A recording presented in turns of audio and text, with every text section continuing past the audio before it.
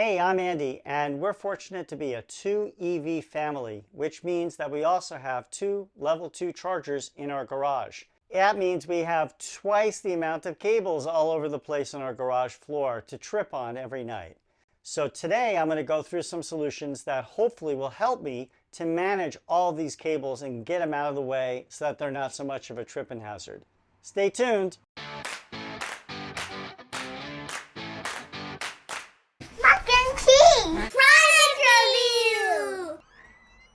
All right, let's talk charging and cables in your garage. We have 2 charge points sitting here on the wall, and I had them installed on this wall because the electrician really didn't want to, lay the conduit all the way to the other side of the garage. And we also didn't know which EV we were getting when we put them in, so they're not necessarily in the best place for the charge port on our EVs.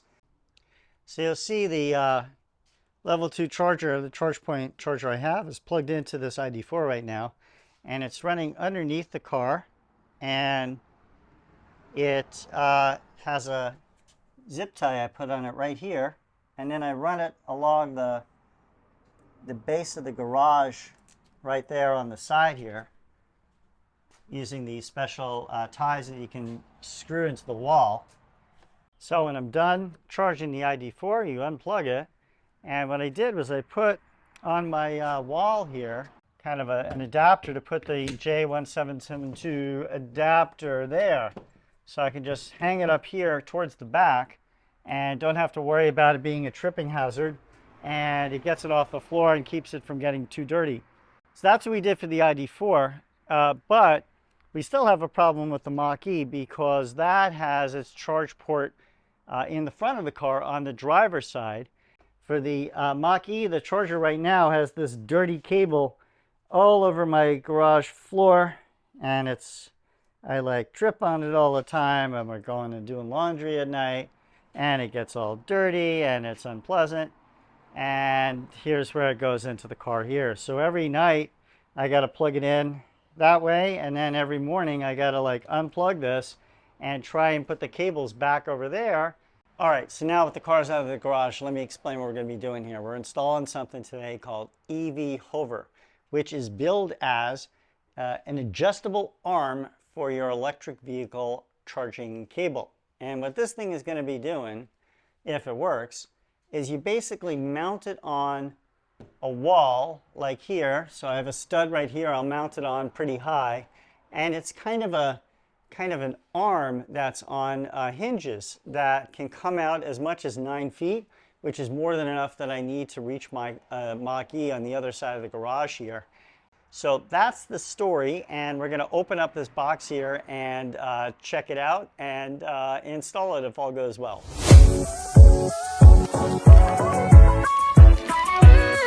All right, so let's see what's in this box here. So, do not cut cable tie until after install. Okay, we're not going to do that.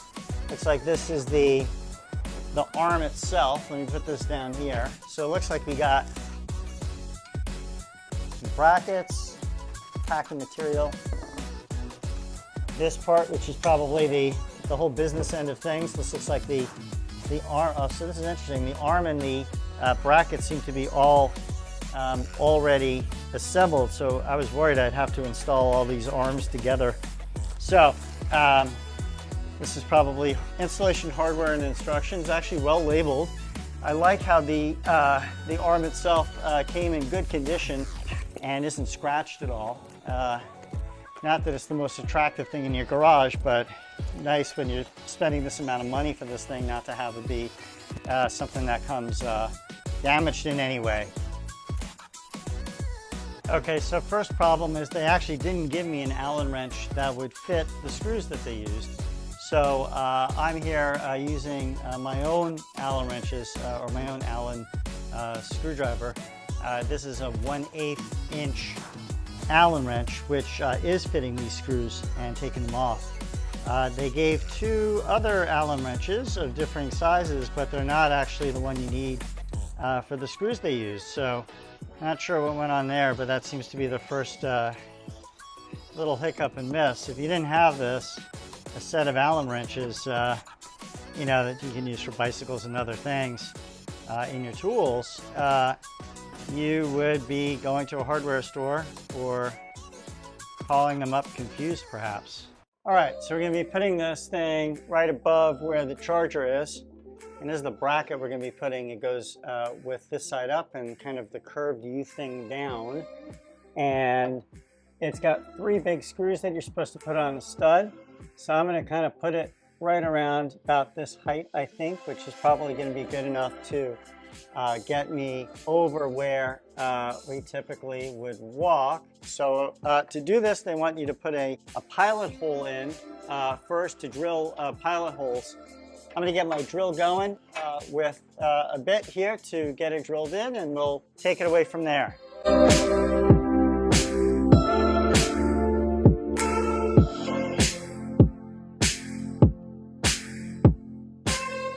All right, so my second complaint here is that these screws that you're supposed to be screwing into the wall, these are not Phillips head, not normal Phillips head screws. These are like square SQ3, whatever that is. So you've got to use that for this. It's not included with it.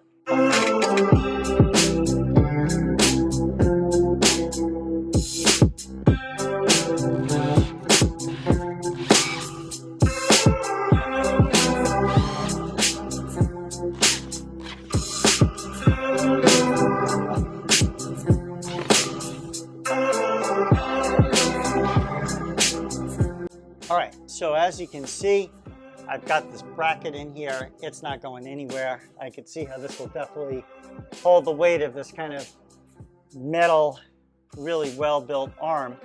Now I think the next step is to get this thing on here. So, all right, so now we got this big arm itself here that comes completely assembled, which is really kind of cool. They actually put a zip tag on it, and they have like do not remove this cable tie until after you put it in, and I can see why. It could really be dangerous if you let it swing all over the place. There we go. All right, so it's on now, and now we got to screw these screws in on the bottom and tighten them by hand, it says, in order to attach this thing fully.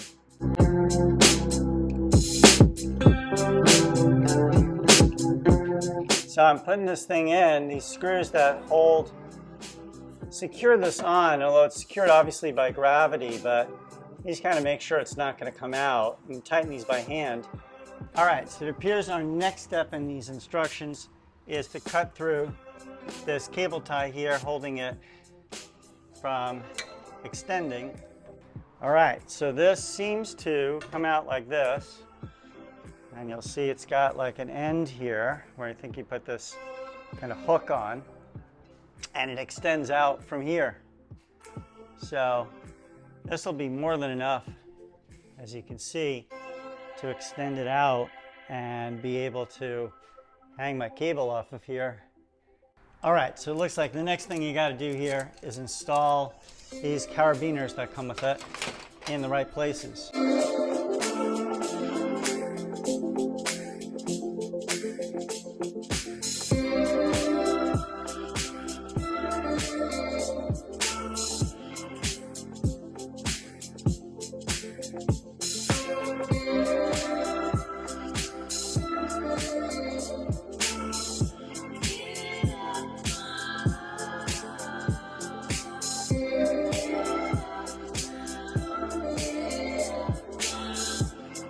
All right, so I've got the cable threaded.